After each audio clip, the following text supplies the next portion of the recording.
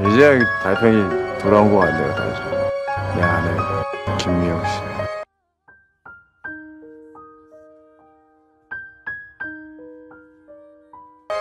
건희 씨가 나 아무리 밀어내도 나 꿈쩍도 안 할 거니까.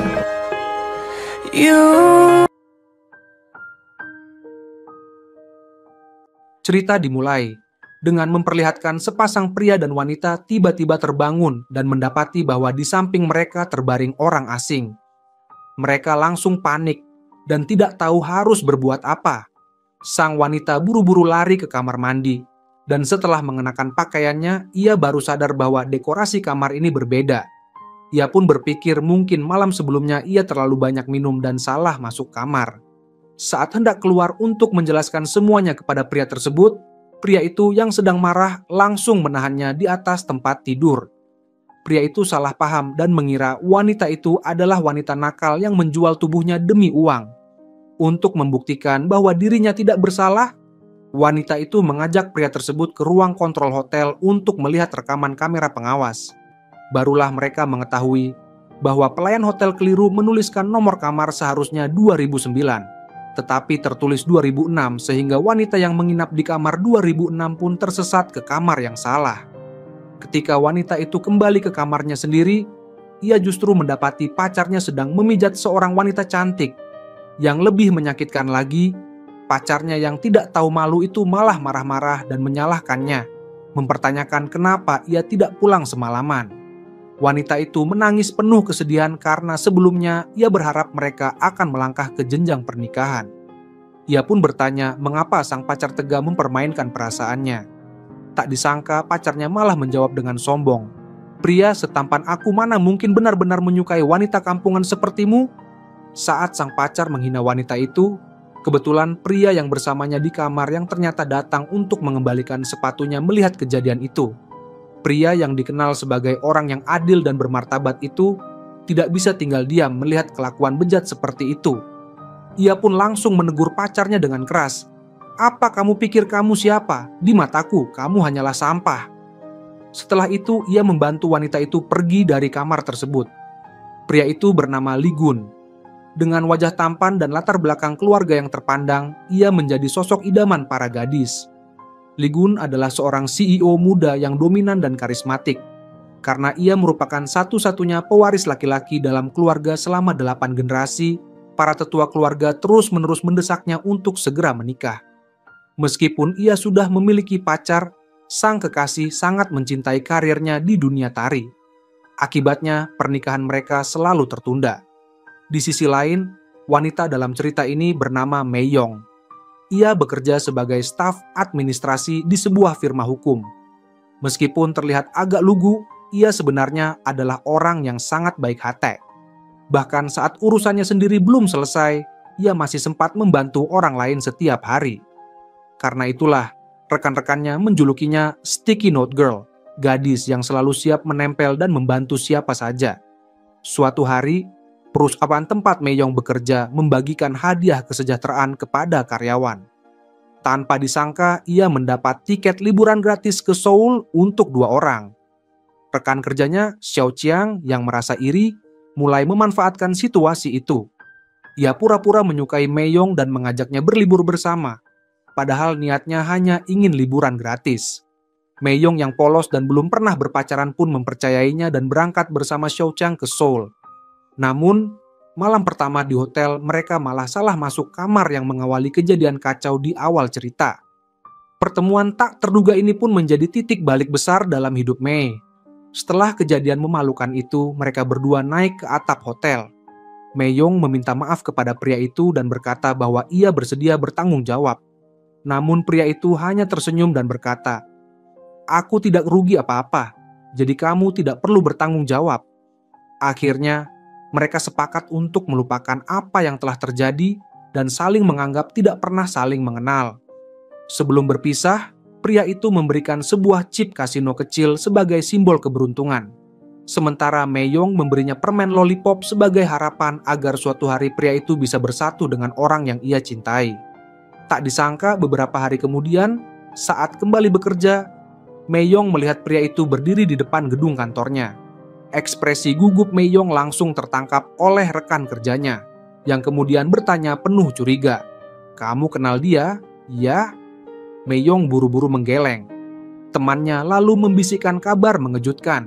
Pria itu adalah pemegang saham terbesar di perusahaan mereka dan juga sangat kaya raya. Wanita itu, Mei-yong, tampaknya baru saja memulai perjalanan hidup yang tak terduga. Mei-yong adalah karyawan baru di perusahaan. Setiap hari tugasnya tidak jauh dari membantu rekan kerja mengetik dokumen atau membelikan sarapan. Ia sering menjadi sasaran perlakuan tidak adil dari para senior. Hari ini pun tidak berbeda.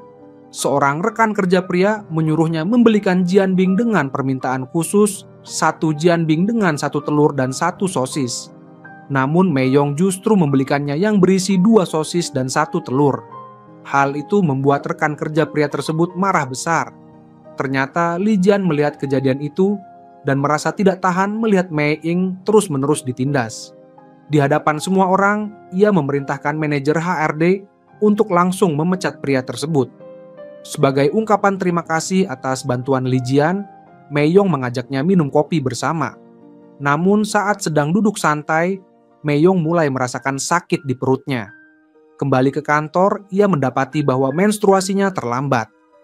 Ia pun diam-diam pergi ke kamar mandi dan mencari informasi di internet. Hasilnya membuatnya sangat terkejut.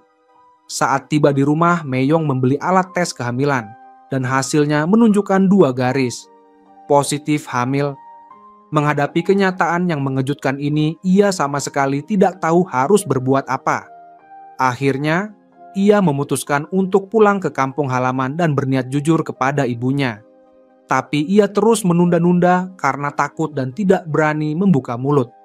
Saat malam tiba, ia bertanya kepada kakaknya yang juga sedang hamil tentang pengalaman menggunakan tes pack. Kakaknya pun menjelaskan bahwa alat tes kehamilan lebih akurat digunakan di pagi hari. Keesokan harinya, Mei-yong kembali melakukan tes. Namun hasilnya justru diketahui oleh seluruh anggota keluarga. Ia benar-benar hamil. Sang ibu langsung marah besar dan tak bisa menahan emosi.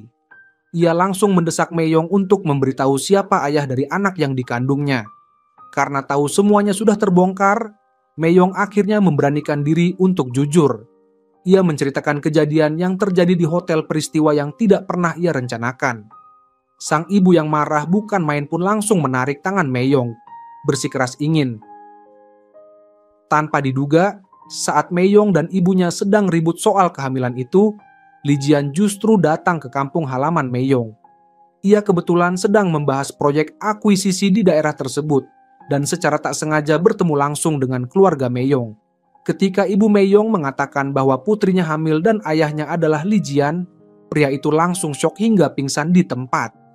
Di bawah tekanan keras dari ibu Mei-yong, Li Jian akhirnya menelepon neneknya sang ketua dewan direksi keluarga. Mendengar kabar mengejutkan bahwa cucunya akan segera menjadi ayah, sang nenek yang sudah menantikan penerus selama 8 generasi itu hampir pingsan karena terlalu bahagia. Ia pun langsung memerintahkan lebih dari 100 mobil mewah untuk menjemput calon cucu menantunya pulang ke rumah keluarga besar. Situasi pun semakin sulit dikendalikan. Ibu Mei-yong yang merasa ini adalah satu-satunya cara untuk menyelamatkan masa depan putrinya, memaksa Li Jian bertanggung jawab. Bahkan, agar pria itu tidak kabur, ia mengurung keduanya dalam gudang semalaman. Di malam yang penuh tekanan itu, Mei-yong dan Li Jian akhirnya berbicara panjang lebar. Mereka saling membuka hati dan sampai pada satu kesepakatan. Anak yang lahir tanpa cinta tidak akan bahagia. Meski Li Jian merasa bersalah sebagai penyebab kecelakaan, ia juga tidak ingin meninggalkan Mei-yong menanggung segalanya sendiri. Mereka pun sepakat untuk pergi ke rumah sakit bersama keesokan harinya dan membahas langkah selanjutnya. Namun, keesokan paginya, saat Li Jian terbangun, ia hanya menemukan sebuah sticky notes di samping tempat tidur. Ternyata Mei-yong pergi ke rumah sakit sendirian. Setelah memberitahu ibu Mei-yong, Li Jian pun panik dan segera menyusul ke rumah sakit. Saat ia masuk ke ruang pemeriksaan, dokter sedang memutar suara detak jantung janin. Mendengar suara kecil namun kuat itu, hati Li Jian langsung luluh. Rasa tanggung jawab sebagai seorang ayah pun tumbuh seketika. Tanpa berkata apapun, ia berlari masuk ke ruang pemeriksaan dan langsung menggendong Meyong dari ranjang operasi, membatalkan semuanya tanpa menjelaskan apa-apa. Meyong yang tiba-tiba ditarik keluar dari ruang medis benar-benar kebingungan. Belum sempat menenangkan diri, ibu dan kakak-kakaknya pun datang dan melihat situasi itu langsung menghajar Li Jian karena menyangka ia berbuat seenaknya lagi. Sementara itu, nenek Li Jian yang mendengar kabar Meyong akan segera melahirkan, langsung memerintahkan 200 mobil mewah untuk menjemput calon cucu menantunya secara besar-besaran. Namun begitu turun dari mobil, Li Jian malah berkata bahwa ia hanya menginginkan anaknya, tetapi tidak ingin menikah. Ucapan itu membuat sang nenek marah besar. Ia langsung naik pitam dan bahkan lebih keras daripada ibu Meyong. Ia memaki Li Jian sebagai cucu yang tidak tahu berbakti. Semua anggota keluarga Meyong sampai tertegun melihat nenek kaya raya itu memarahi cucunya tanpa ampun. Li Jian akhirnya berusaha keras menenangkan emosi sang nenek. Setelah suasana agak mereda, barulah Meyong mengutarakan pendapatnya. Ia juga tidak ingin menikah dengan Li Jian, karena hubungan mereka hanya sebuah kesalahan, tidak ada cinta di antara mereka. Li Jian kemudian menyatakan bahwa ia bersedia memberikan kompensasi uang dalam jumlah besar untuk Meyong dan anaknya. Namun, ucapan itu justru membuat ibu Meyong makin murka. "Anak perempuan kami bukan alat untuk melahirkan demi uang," teriak sang ibu. Ia menegaskan bahwa setelah anak lahir, mereka akan merawatnya sendiri tanpa bantuan Li Jian, dan tidak akan ada hubungan lagi antara mereka dan keluarga pria itu. Namun nenek Li Jian tetap bersikeras ingin menjadikan Meyong sebagai cucu menantu. Di tengah perdebatan yang semakin memanas, para warga desa pun berkumpul. Mereka dengan antusias meminta Meyong agar menikah dengan Li Jian. Ternyata Li Jian sedang dalam proses membeli pabrik yang ada di desa itu. Jika akuisisi berhasil, maka semua pekerja pabrik akan kehilangan pekerjaan. Tapi jika Meyong menikah dengan Li Jian, maka akuisisi akan dibatalkan dan pabrik bisa diselamatkan.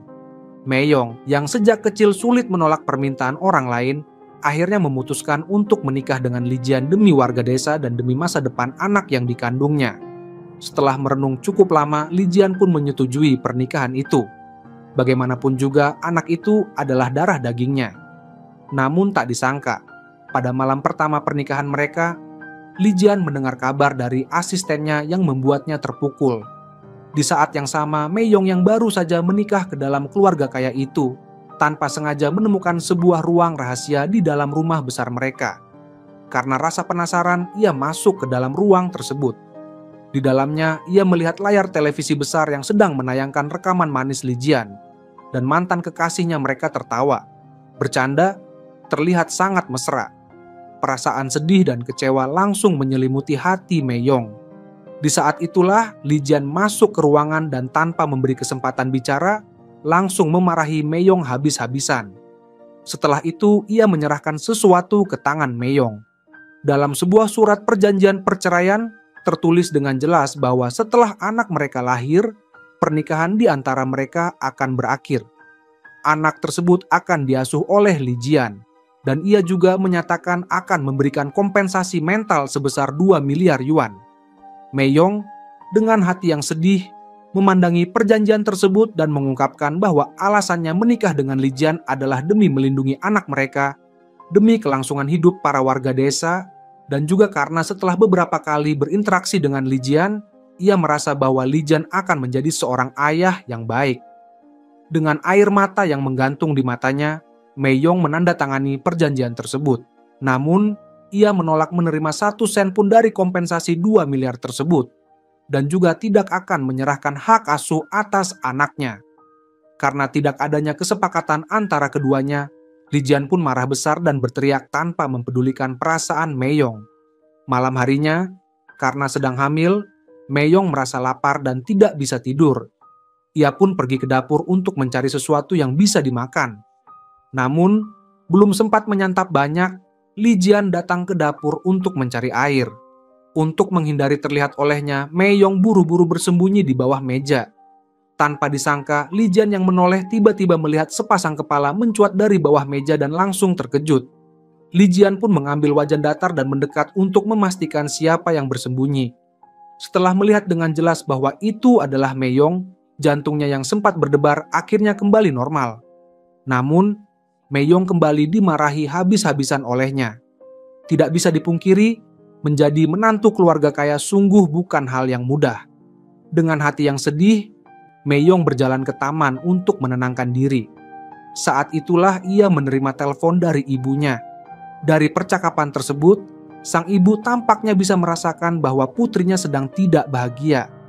Demi tidak membuat ibunya khawatir, Meiyong menahan air matanya dan berkata bahwa dirinya diperlakukan bak seorang putri, bahwa nenek dan Li Jian sangat baik padanya. Tanpa disadari, pembicaraan itu terdengar oleh Li Jian. Saat itu pula, pandangan Li Jian terhadap Meiyong tampaknya mulai berubah. Keesokan harinya, sang nenek yang juga menjabat sebagai ketua dewan direksi, secara khusus mengatur sebuah rencana demi mempererat hubungan antara Li Jian dan Meiyong. Mereka mendaftar untuk mengikuti kelas pendidikan pranatal.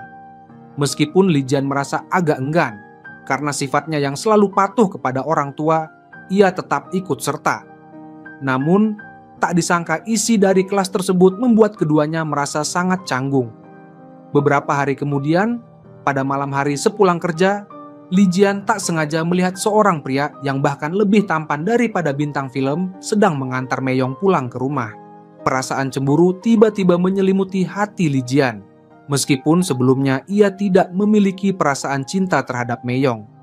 Ia mencoba bersikap tenang dan menyapa mereka dengan ramah.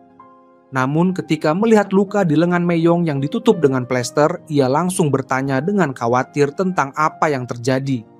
Pria itu pun segera menjelaskan bahwa dirinya adalah teman sekelas Meiyong saat SMA, dan bahwa Meiyong tanpa sengaja tergores saat membantu merenovasi tokonya hari itu.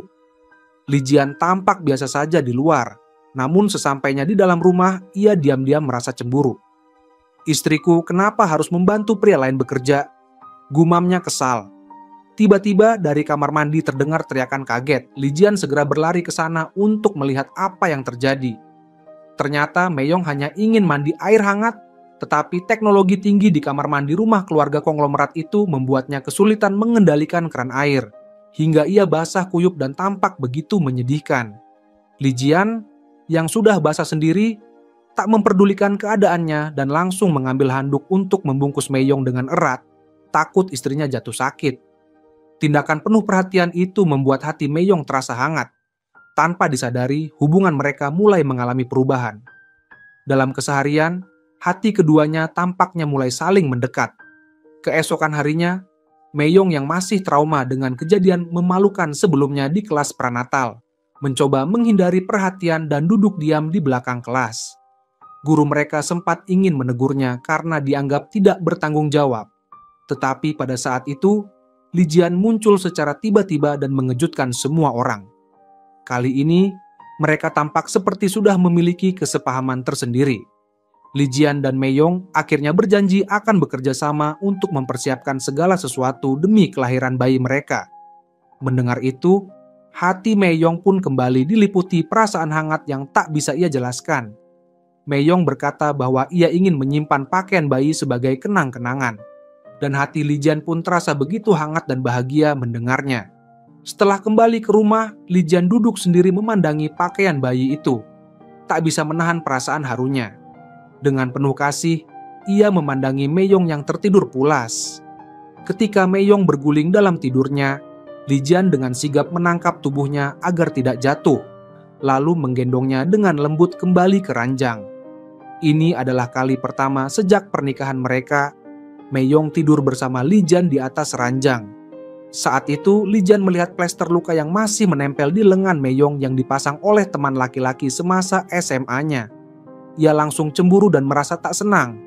Dengan kesal, ia mencabut plester tersebut, lalu memberikan pijatan lembut ke seluruh tubuh Meiyong seolah-olah untuk menghapus jejak laki-laki lain.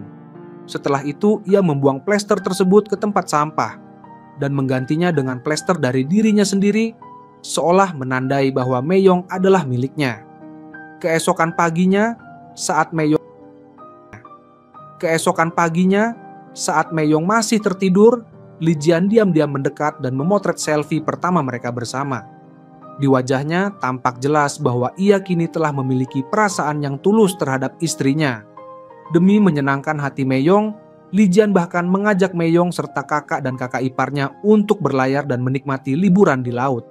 Namun, siapa sangka akibat mabuk laut yang parah, kakak perempuan Mei-yong yang sedang hamil 3 bulan tiba-tiba mengalami kontraksi dan hendak melahirkan. Di tengah lautan luas tanpa akses ke bidan, Li Jian dengan sigap memutuskan untuk turun tangan sendiri. Ia menggunakan peralatan seadanya dan membangun ruang bersalin darurat di atas kapal. Setelah menghitung, kontraksi sudah terjadi setiap 1 menit, tanda bahwa bayi akan segera lahir. Li Jian pun mengatur ritme pernapasan kakak iparnya dan membantunya mengejan sesuai irama. Ia kemudian meminta suami dari sang kakak untuk melihat apakah kepala bayi sudah keluar. Namun pria itu malah pingsan karena kaget setelah melihat sekilas. Karena tak bisa mengandalkan sang suami, Li Jian meminta bantuan Mei-yong untuk membantunya. Akhirnya, dengan kerjasama 5 orang di kapal itu, seorang bayi laki-laki yang sehat dan gemuk berhasil lahir dengan selamat. Melihat cucu pertamanya yang menggemaskan, ibu mertua Li Jian pun tak henti-hentinya memuji menantunya itu. Beberapa hari kemudian, ibu mertua yang sangat bangga ingin menunjukkan kepada teman-temannya. Ibu Mei-yong ingin memamerkan menantu pria yang hebat di hadapan teman-temannya. Ia meminta Mei-yong membawa Li Jian untuk menghadiri pesta yang ia selenggarakan. Namun, Mei-yong merasa sungkan untuk merepotkan Li Jian dan awalnya berniat datang sendiri. Saat ia sedang bingung memikirkan alasan untuk menjelaskan hal ini kepada ibunya, tiba-tiba di tengah kerumunan tamu ia melihat sosok yang sangat familiar. Ternyata Li Jian sudah lebih dulu datang dan kini sedang akrab berbincang dengan para kerabat. Hati Mei-yong langsung dipenuhi rasa haru dan bahagia. Ia pun ikut bergabung dalam keramaian dan menari bersama Li Jian. Mereka terlihat sangat serasi dan penuh cinta, membuat para kerabat tak henti-hentinya memuji di hadapan ibu Mei-yong, mengatakan bahwa Mei-yong sangat beruntung memiliki suami yang tampan dan kaya raya. Setelah acara berakhir, Li Jian yang murah hati membagikan hadiah kepada setiap anggota keluarga yang hadir. Tindakan itu membuat ibu mertua sangat bangga dan merasa benar-benar dihargai. Ia menggenggam tangan Li Jian penuh terima kasih, bahkan memberinya pelukan hangat. Bagi Li Jian yang telah kehilangan kedua orang tuanya sejak kecil, pelukan itu terasa seperti kehangatan keluarga yang telah lama hilang. Melihat kedekatan antara ibunya dan Li Jian, Mei-yong merasa sangat lega dan bahagia. Keesokan harinya, Li Jian kembali mengikuti kelas pendidikan prenatal bersama Mei-yong. Kini hubungan mereka semakin kompak dan saling mengerti. Setelah kelas usai, Li Jian menemani Mei-yong makan siang, dan bersama-sama mereka memberi nama bayi mereka dengan gaya yang lucu dan modern. Mereka memutuskan menamainya Goudan. Setelah makan siang, Li Jian sebenarnya harus kembali ke kantor untuk menyelesaikan urusan pekerjaan, tetapi ia enggan berpisah dari Mei-yong. Maka ia mengusulkan agar Mei-yong ikut ke kantornya. Mei-yong dengan hati-hati mengikuti di belakang, khawatir merepotkan atau menimbulkan masalah. Namun, Li Jian justru menggandeng tangan Mei-yong dengan penuh percaya diri dan membawanya masuk ke kantor, seolah ingin memperkenalkan pada dunia bahwa inilah istri dari pewaris keluarga konglomerat. Dengan bantuan para staf, mereka berjalan lancar menuju kantor pribadi Li Jian. Tapi tak disangka, sesampainya di sana, mantan kekasih pertama Li Jian muncul secara tiba-tiba. Dan di hadapan Mei-yong, perempuan itu langsung menunjukkan sikap mesra, seolah ingin merebut kembali Li Jian. Mei-yong pun hanya bisa berdiri terpaku, menyaksikan suaminya dipeluk oleh wanita lain. Melihat suaminya dipeluk oleh wanita lain, Mei-yong memilih untuk meninggalkan tempat itu tanpa berkata sepatah pun. Namun, sebelum ia sempat pergi jauh, Li Jian memanggilnya, berniat memperkenalkannya kepada mantan kekasihnya. Akan tetapi, sebelum Li Jian sempat membuka mulut, Mei-yong justru mengambil inisiatif memperkenalkan dirinya sebagai salah satu karyawan perusahaan, lalu dengan tenang berbalik dan pergi. Li Jian menyusul Mei-yong dan menegurnya dengan marah. Kenapa kamu harus bersikap seperti itu? Namun, Mei-yong yang selalu lembut dan penuh pertimbangan hanya menjawab bahwa mantan kekasih Li Jian baru saja kembali dari luar negeri dan mungkin belum bisa menerima kenyataan bahwa Li Jian sudah menikah. Ia meminta Li Jian agar bisa sedikit lebih mempertimbangkan perasaan wanita itu. Tapi di balik ketenangannya, Mei Yong menyembunyikan rasa sakit yang hanya bisa ia telan. Malam harinya, mantan kekasih Li Jian tertidur di sisinya. Meski Li Jian masih memiliki perasaan padanya, jelas dari ekspresinya bahwa yang ia rasakan kini lebih banyak adalah rasa bersalah. Ia pun menulis sebuah surat kecil untuk wanita itu, lalu diam-diam meninggalkan kamar. Keesokan harinya, setelah kelas pendidikan prenatal selesai, Li Jian mengantar Mei Yong pulang. Namun, sesampainya di depan rumah, mereka tak sengaja bertemu lagi dengan mantan kekasih Li Jian yang datang untuk mengantarkan hadiah kepada nenek Li Jian. Mei Yong, seperti biasa, memilih untuk pergi lebih dulu. Namun kali ini Li Jian tidak tinggal diam. Ia dengan berani menggenggam tangan Mei Yong dan menyatakan kepada mantan kekasihnya bahwa ia sudah menikah. Kabar mengejutkan itu membuat wanita tersebut sulit menerimanya. Tapi ia juga sadar bahwa dulu, demi mengejar impian menjadi penari, ia telah menolak lamaran Li Jian. Kini, ketika semuanya sudah terlambat, apa yang bisa ia lakukan? Bagi Li Jian, ini adalah keputusan yang sangat berat. Di satu sisi ada kekasih lama yang pernah ia cintai. Di sisi lain, ada Mei Yong yang sedang mengandung anaknya. Ia tidak ingin menyakiti siapapun. Tapi dalam kondisi seperti sekarang, ia hanya bisa memilih untuk melepaskan cinta lamanya dan bertanggung jawab sebagai suami dan calon ayah. Setibanya di rumah, Li Jian mengurung diri di kamarnya. Ia menonton video lama yang merekam kenangan indah bersama mantan kekasihnya tawa, candaan, dan momen manis yang tak akan kembali. Ia juga memandangi hadiah-hadiah yang dulu pernah diberikan wanita itu. Hingga akhirnya semua emosi yang ia tahan selama ini tumpah dalam tangisan. Namun di luar kamar, tanpa ia sadari, Mei Yong juga berdiri diam, menahan air mata, mendengarkan kesedihan itu dalam diam, dengan hati yang penuh luka. Meski merasa sangat tersiksa, Mei Yong sadar bahwa dirinya sebenarnya adalah orang luar yang masuk di tengah hubungan orang lain. Namun, ia tidak pernah berniat menyakiti siapapun. Ia hanya ingin menjalani hidupnya dengan damai. Keesokan harinya, Li Jian pergi bekerja dengan suasana hati yang murung. Ia terus berpikir apakah dirinya memilih Mei Yong karena cinta, atau hanya karena tanggung jawab terhadap anak mereka. Semua perasaan itu bercampur hingga membingungkannya, sampai pandangannya tertuju pada sebuah permen lollipop berbentuk hati. Itu adalah permen yang Mei Yong berikan padanya saat mereka pertama kali bertemu. Permen itu melambangkan harapan akan menemukan kebahagiaan. Li Jian telah menyimpannya selama ini. Melihat permen itu, tiba-tiba hatinya terasa terang, seolah jawabannya muncul begitu saja. Mungkin ia memang mencintai Mei Yong. Namun tepat saat itu, asistennya datang tergesa-gesa. Ternyata seseorang sedang menyebarkan fitnah di media, menuduh Mei Yong memanfaatkan kehamilannya untuk menikah dengan orang kaya.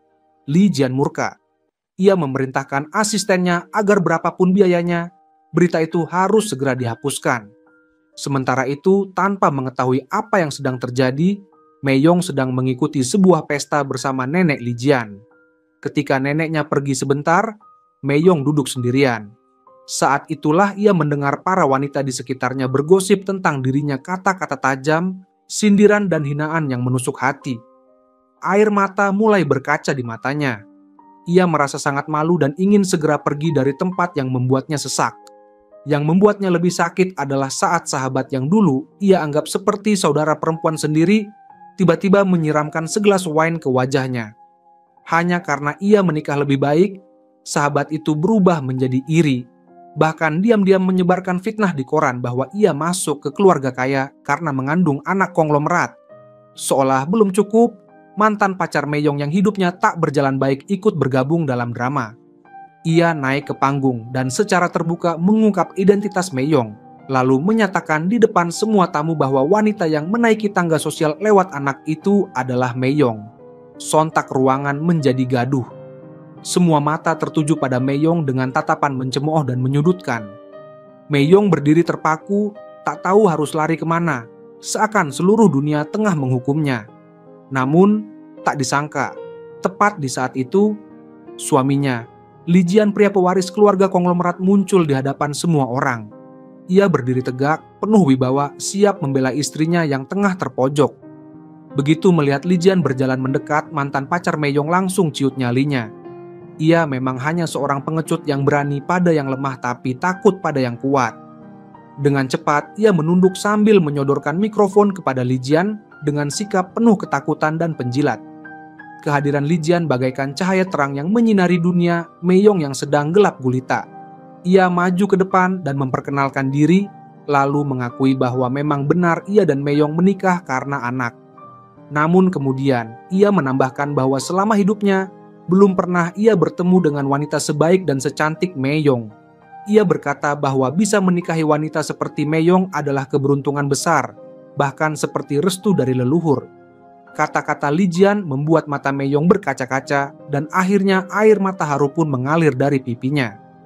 Ucapan tulus itu juga berhasil mengubah pandangan para tamu terhadap Meyong dari mencibir menjadi simpati, lalu berubah menjadi kekaguman.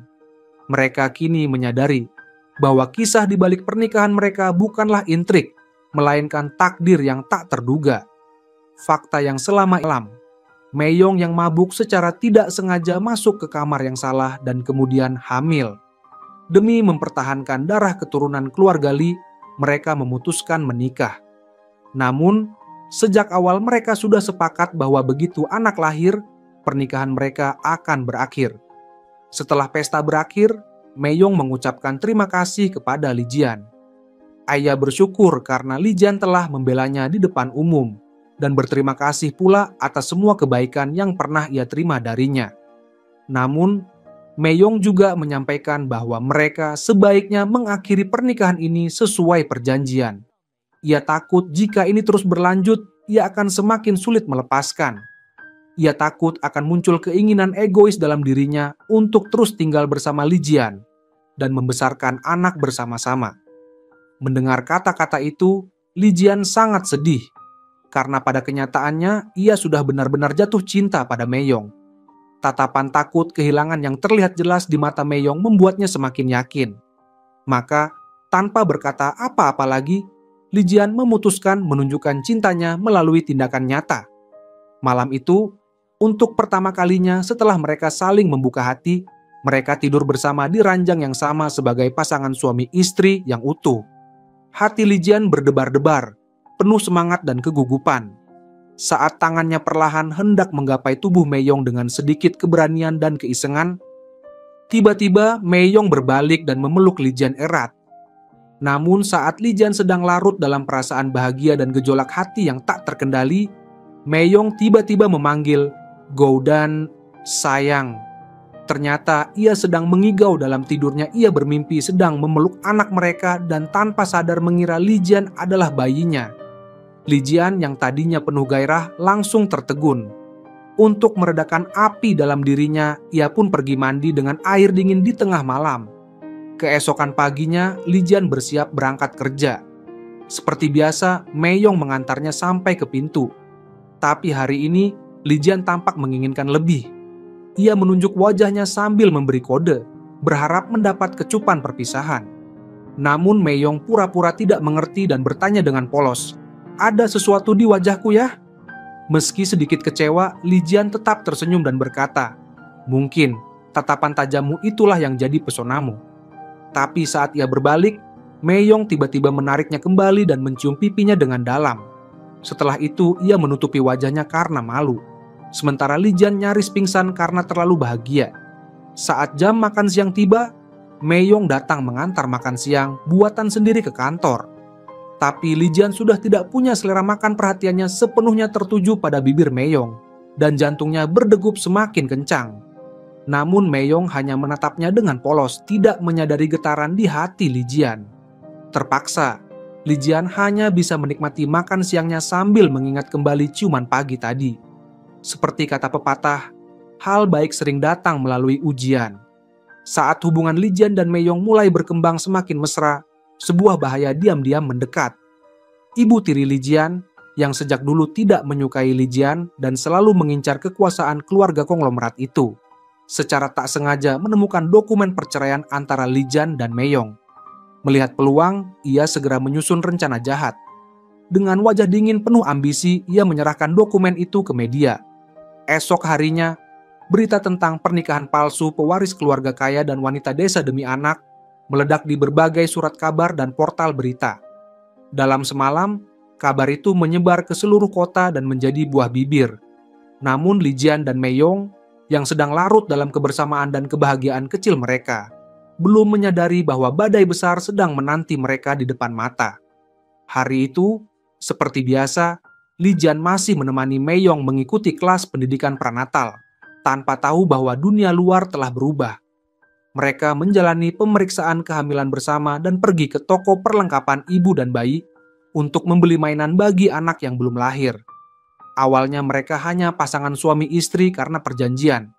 Namun perlahan-lahan mulai tumbuh benih cinta di antara mereka. Namun siapa sangka keesokan paginya, seluruh anggota keluarga besar datang menyerbu dan langsung memarahi mereka.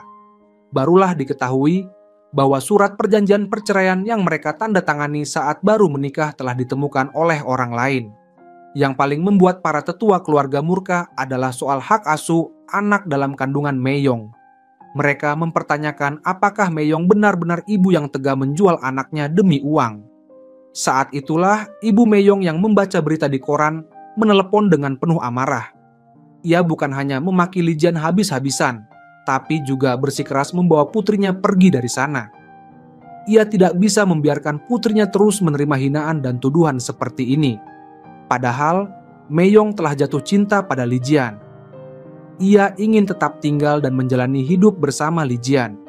Namun, pada akhirnya ia tidak bisa melawan kehendak sang ibu dan terpaksa dibawa pergi. Li Jian berlari mengejar dan memohon dengan sungguh-sungguh, menyatakan bahwa kini ia dan Mei Yong benar-benar saling mencintai.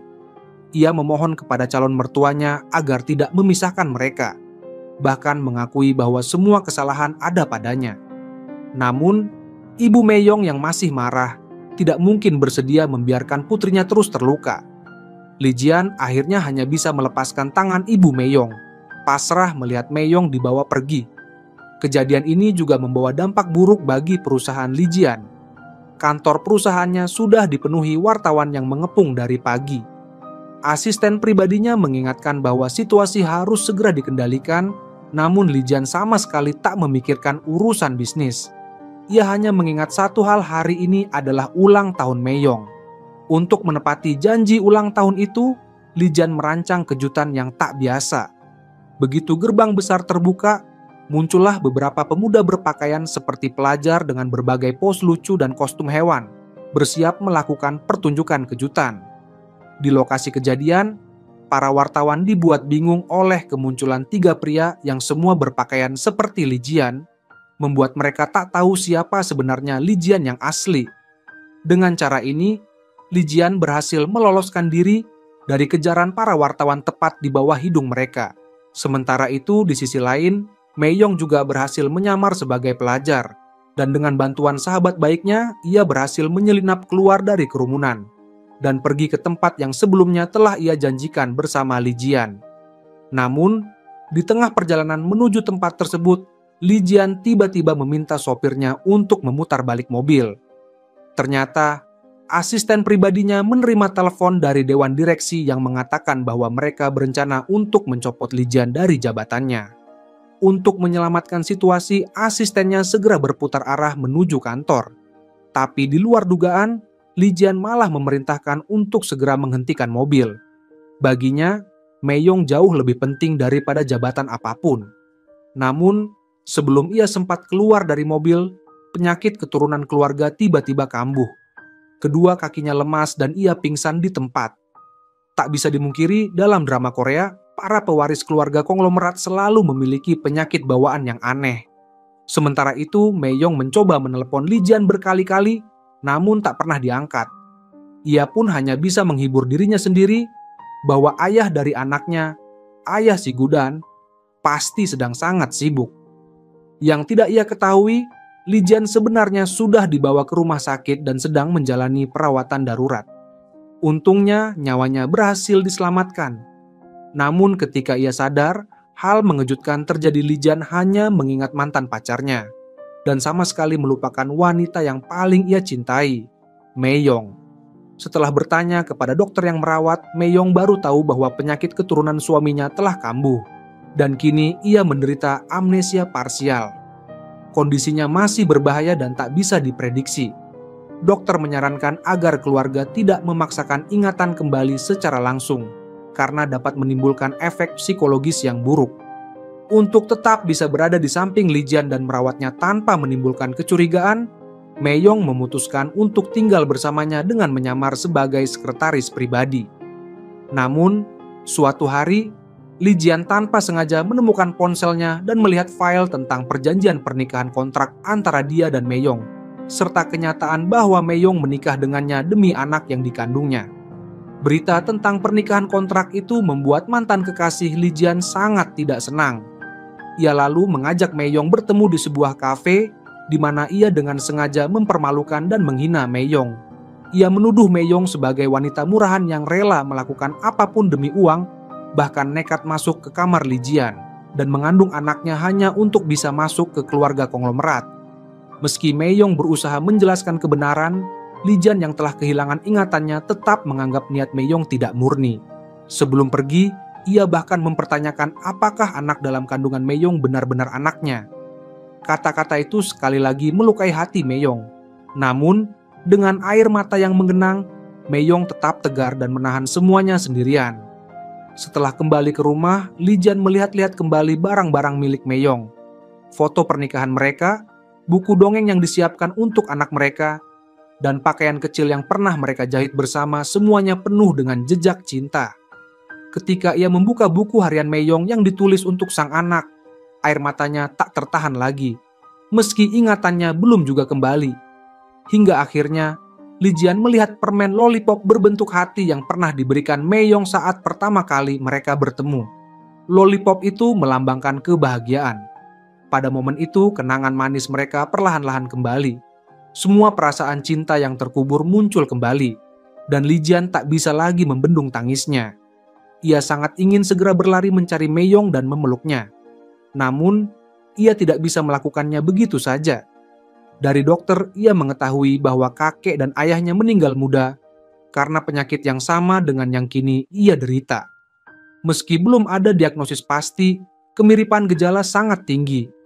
Kabar ini seperti petir di siang bolong bagi Li Jian, artinya ia kemungkinan besar juga tak akan hidup melewati usia 30 tahun. Dalam kesedihan mendalam, Li Jian merasa hancur. Ia tak ingin meninggalkan orang-orang yang ia cintai, terutama Meyong dan anak mereka. Tapi penyakit keturunan ini membuatnya harus mengambil keputusan yang sangat menyakitkan. Ia pun memanggil pengacaranya dan membuat surat wasiat. Jika mereka bercerai, hak asuh anak sepenuhnya diberikan kepada Meyong. Ia juga menyiapkan sesuatu yang terakhir untuk Meyong. Sebagai bentuk tanggung jawab terakhirnya, Li Jian memutuskan untuk meninggalkan kompensasi sebesar 10 miliar yuan kepada Meyong dan anak mereka. Ia juga menetapkan bahwa setelah kematiannya, seluruh harta kekayaannya akan diwariskan kepada Meyong dan sang anak. Demi melindungi orang yang paling ia cintai, Li Jian memutuskan untuk tidak memberitahu Meyong bahwa ingatannya telah pulih. Ia mendatangi Meyong dan dengan hati yang hancur mengatakan kalimat yang paling menyakitkan, "Kita bercerai saja." Ia bahkan menegaskan bahwa ia menyerahkan sepenuhnya hak asuh anak kepada Meyong. Meskipun keputusannya itu sangat kejam bagi Meyong, Li Jian percaya ini adalah satu-satunya cara untuk melindunginya dari penderitaan yang lebih besar di masa depan. Saat perpisahan, Li Jian menatap punggung Meyong sambil mengucapkan kata-kata yang mengingatkannya pada pertemuan pertama mereka. Meyong pun menyadari bahwa kalimat itu adalah kata-kata pertama yang pernah dikatakan Li Jian padanya. Ia ingin memanggilnya kembali, tapi tepat pada saat itu, sebuah kecelakaan tragis terjadi. Setelah melewati perawatan darurat, Meyong selamat, namun bayi dalam kandungannya tidak berhasil diselamatkan. Li Jian tahu bahwa saat itu Meyong berada dalam titik terlemah dan paling hancur, tapi ia tidak bisa muncul dan menggantungkan harapan karena hidupnya pun bisa berakhir sewaktu-waktu akibat penyakit keturunan yang dideritanya. Tak tahu harus melampiaskan emosinya kemana, Li Jian hanya bisa berdiri di depan makam orang tuanya, mengungkapkan rasa sakit dan keputusasaannya lebih baik sakit sekarang. daripada menimbulkan luka panjang di masa depan. Setelah keluar dari rumah sakit, Mei-yong mengikuti saran teman-temannya untuk pergi ke Paris dan melanjutkan studi seni rupa. Saat Li Jian mengetahui bahwa Mei-yong akan pergi ke luar negeri, ia buru-buru menuju bandara untuk melihatnya terakhir kali. Sayangnya, ia terlambat. Mei-yong telah berangkat. Waktu berlalu dengan cepat. 3 tahun kemudian, di bandara, sepasang pria dan wanita berpapasan tanpa menyadari siapa satu sama lain. Namun, Li Jian yang kini dengan penampilan baru, tiba-tiba merasakan keakraban luar biasa dari wanita yang baru saja melewatinya. Wanita itu tak lain adalah Mei-yong, yang telah kembali ke tanah air sebagai pelukis muda ternama dan kini tengah mempersiapkan pameran lukisannya. Li Jian yang selama ini masih mencintai Mei-yong, mengetahui kabar kepulangannya dan pameran yang akan digelar. Dengan dalih perjalanan bisnis, ia pun memesan kamar di hotel yang sama dengan tempat Mei-yong menginap. Sayangnya, kamar hotel yang sangat ingin dipesan Li Jian kamar 2006 sudah lebih dulu ditempati oleh orang lain. Tanpa pilihan lain, ia pun memilih kamar yang berada tepat di seberangnya, yakni 2009. Keesokan harinya, Li Jian datang ke pusat pameran lukisan, namun ia hanya berani melihat dari kejauhan, diam-diam memandangi mantan kekasih yang masih sangat ia cintai. Saat tengah menikmati karya-karya Mei-yong, pandangannya tiba-tiba terhenti pada sebuah lukisan berjudul Kerinduan. Di dalamnya tergambar sosok bayi laki-laki mungil anak mereka yang belum sempat lahir, Guda. Lukisan itu begitu menyentuh hati Li Jian, membuat emosinya tak terbendung. Tanpa ragu, ia langsung mengeluarkan dana besar untuk membeli lukisan itu. Namun, Mei-yong tak pernah berniat menjual lukisan tersebut. Bagi dirinya, lukisan itu adalah kenangan tak ternilai permata kenangan atas anak yang tak pernah sempat ia peluk. Ia pun menghubungi pembeli anonim itu lewat pesan, berharap bisa mengganti dengan karya lain, sembari menjelaskan bahwa lukisan itu adalah non-sale item penuh makna pribadi. Li Jian membaca pesan itu dengan perasaan bersalah yang semakin dalam. Rasa penyesalan dan kerinduan menyesakkan dadanya. Ia pun memilih menenggelamkan diri dalam alkohol, berharap mabuk bisa meredakan derita hatinya. Namun saat kembali ke hotel dalam keadaan teler, Li Jian justru salah masuk kamar. Dan betapa kebetulan kamar yang ia masuki ternyata adalah kamar Mei-yong. Mei-yong yang tengah berada di dalam kaget mendengar suara ribut di luar pintu. Dengan hati-hati ia mengambil sepatu hak tinggi sebagai alat pertahanan dan membuka pintu untuk mengecek. Tak disangka, pintu baru terbuka. Tubuh Li Jian yang mabuk langsung jatuh ke pelukannya. Li Jian dalam kondisi setengah sadar mengira dirinya sedang bermimpi. Ia terus memanggil nama Mei-yong, menyentuh wajahnya dengan ragu seolah tak percaya. Dalam mimpinya itu, ia ingin sekali menyentuh wanita yang begitu ia cintai, namun belum sempat menggapainya, ia sudah pingsan kembali. Keesokan paginya, saat terbangun, Li Jian menemukan secarik pesan yang ditinggalkan Mei-yong.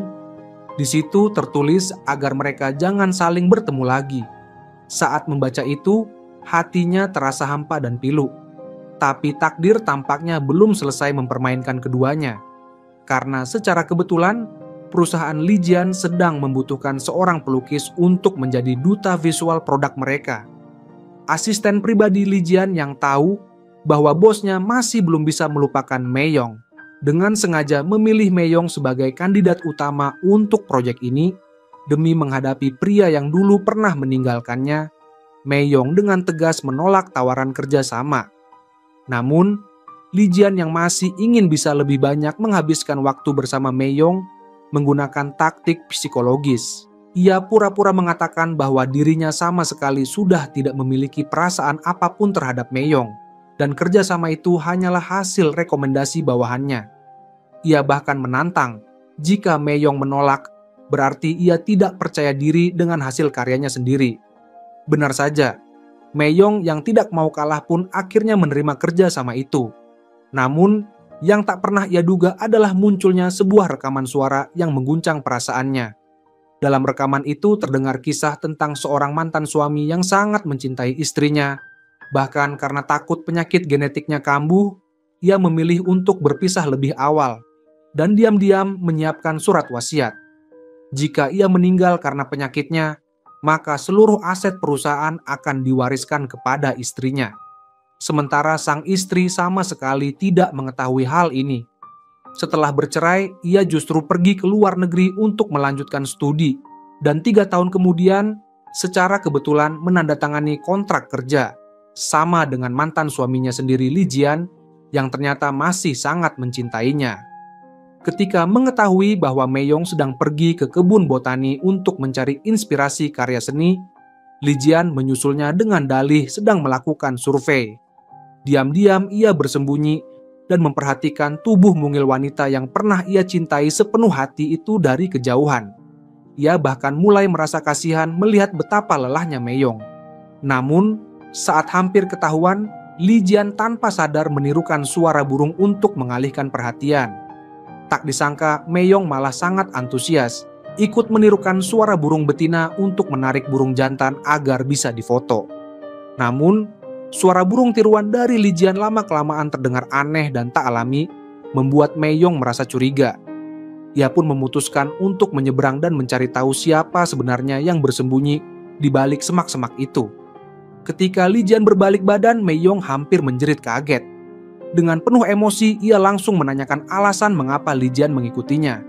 Saat Li Jian masih berusaha mencari-cari alasan dan berkelit, tiba-tiba hujan turun dengan deras.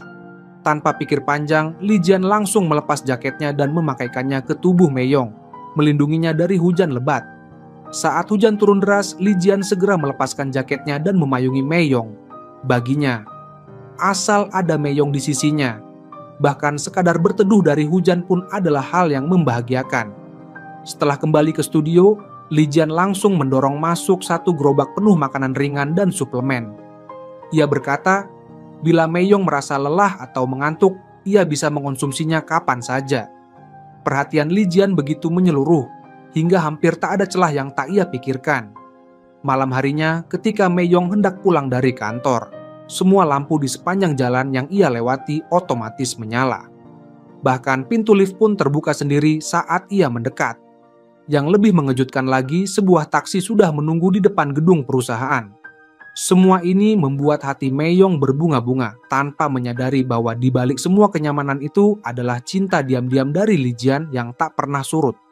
Beberapa hari kemudian, proyek yang ditugaskan Li Jian kepada Mei-yong akhirnya selesai dengan baik dan mendapat pengakuan dari seluruh tim. Namun, di balik kesuksesan itu, Li Jian justru merasa gelisah. Ia tahu bahwa kerjasama mereka akan segera berakhir dan mungkin ini adalah perpisahan terakhir antara mereka. Sementara itu, Mei-yong juga diam-diam mulai merasa berat menghadapi perpisahan ini. Sesampainya di rumah, Li Jian memutuskan untuk mengembalikan lukisan yang memiliki makna istimewa itu kepada Mei-yong. Ia kembali diam-diam ke studio, namun tak sengaja menemukan sebuah karya baru penuh gambar hati dan permen lollipop lukisan yang melambangkan kebahagiaan dan cinta. Saat itu, Mei-yong pun tiba-tiba masuk ke studio, dan keduanya terdiam dalam suasana canggung, saling bertatapan. Ketika Mei-yong melihat lukisan di tangan Li Jian, ia akhirnya menyadari bahwa pembeli lukisan kerinduan dan orang yang dulu sering mengiriminya pesan singkat dengan nama kakak Zixing ternyata adalah Li Jian sendiri. Hatinya pun bergetar. Pada saat itu Li Jian sangat ingin memeluk Mei-yong, namun ketika mengingat penyakitnya yang sewaktu-waktu bisa kambuh, ia kembali menahan diri dan mengucapkan kata-kata yang menyakitkan. Ia berkata bahwa lukisan itu hanyalah sesuatu yang ia sukai sesaat di masa lalu, dan kini terlihat sangat biasa. Mendengar ucapan dingin itu, hati Mei-yong benar-benar hancur. Ia tidak mengerti mengapa Li Jian bisa begitu kejam sudah memberinya harapan, lalu memadamkannya dengan satu kalimat menyakitkan. Mei-yong pun terpuruk dalam kesedihan yang mendalam. Keesokan paginya, saat Mei-yong sedang membereskan barang-barangnya untuk bersiap meninggalkan kota, ia tiba-tiba menemukan sebuah alat perekam suara di dalam tasnya. Ternyata itu adalah milik pengacara Li Jian. Setelah melihat betapa menderitanya kedua orang ini, sang pengacara akhirnya memutuskan, meskipun sempat ragu beberapa kali untuk diam-diam meletakkan rekaman wasiat Li Jian ke dalam tas Mei-yong. Ketika Mei-yong memutar rekaman yang berisi pesan akhir hidup itu, barulah ia mengerti bahwa semua yang dilakukan Li Jian selama ini sebenarnya demi dirinya. Tanpa pikir panjang lagi, Meyong segera menurunkan kopernya dan bergegas pergi ke rumah Li Jian untuk mencari penjelasan. Kebetulan, saat itu Li Jian sedang keluar rumah.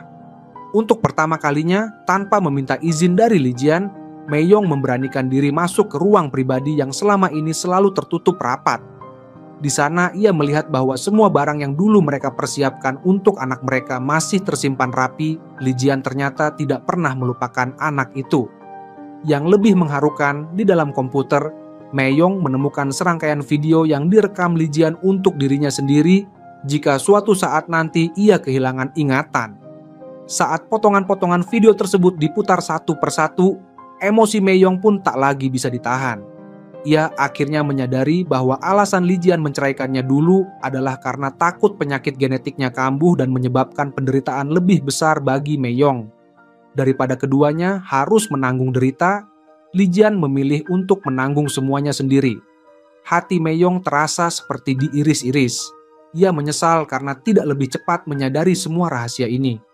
Ia pun segera berlari menuju lokasi kerja Li Jian, dan di sana ia membuktikan cintanya dengan cara yang dulu pernah dilakukan Li Jian saat menyatakan perasaannya. Setelah itu mereka pergi ke hotel. Kali ini kembali ke kamar nomor 2006. Kamar yang sama ketika mereka pertama kali bertemu. Meyong menyalahkan Li Jian karena telah bersedih dan putus asa atas hal yang bahkan belum terjadi. Seharusnya kita menikmati saat ini, bukan takut akan masa depan, kata Meyong. Tapi Li Jian merasa bahwa penyakitnya seperti bom waktu, ia tidak berani membayangkan masa depan yang indah. Mendengar itu, Meyong balik bertanya, "Kalau yang sakit itu aku, apakah kamu akan meninggalkanku juga?" Saat itu, juga, Li Jian tersadar bahwa membiarkan orang yang mencintainya pergi justru lebih menyakitkan daripada menanggung penderitaan itu sendiri. Setelah semua kesalahpahaman terselesaikan, mereka pun menikmati makan malam bersama. Namun, di tengah makan, Meyong tiba-tiba teringat sesuatu dan mulai memberi isyarat gila-gilaan kepada Li Jian. Merasa menang, Li Jian pun mendekatkan wajahnya dengan penuh percaya diri. Namun tanpa diduga, Meyong langsung mencubit pipinya dengan keras sebagai hukuman atas kebohongannya selama 5 tahun. Li Jian pun meringis kesakitan, tapi tak bisa menyembunyikan rasa bahagianya. Ia bahkan menggoda Meyong untuk menghukumnya di sisi wajah yang lain. Tapi begitu emosinya mereda, Meyong tentu saja tidak tega lagi melakukannya. Kemudian, dengan sedikit malu-malu, Li Jian mengajukan satu pertanyaan. Apakah mereka bisa bermalam di tempat itu bersama-sama? Tak disangka, Meyong langsung menjawab dengan santai, "Tentu saja kita menginap bareng." Li Jian pun kegirangan, hampir melayang karena bahagia. Sayangnya, setelah naik ke tempat tidur, mereka justru tidur berjauhan seperti terpisah ribuan mil. Ternyata Meyong hanya tidak ingin menyia-nyiakan biaya sewa kamar. Keesokan harinya, Li Jian mengajak Meyong menghadap neneknya untuk memberitahu bahwa mereka ingin hidup bersama. Tapi reaksi neneknya cukup serius. Ia menyarankan mereka untuk meminta pendapat Ibu Meyong terlebih dahulu.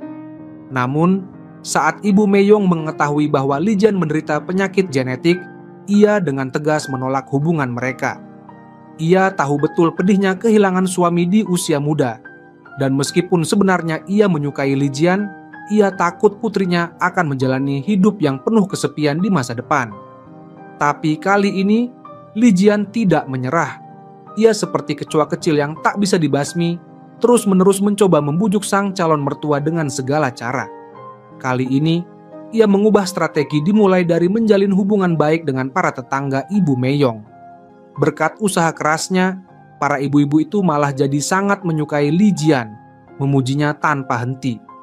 Ibu Meyong meskipun masih merasa berat, mulai tersenyum diam-diam di dalam hati. Melihat semua pengorbanan Li Jian, Meyong tahu bahwa belakangan ini ia telah berjuang sangat keras.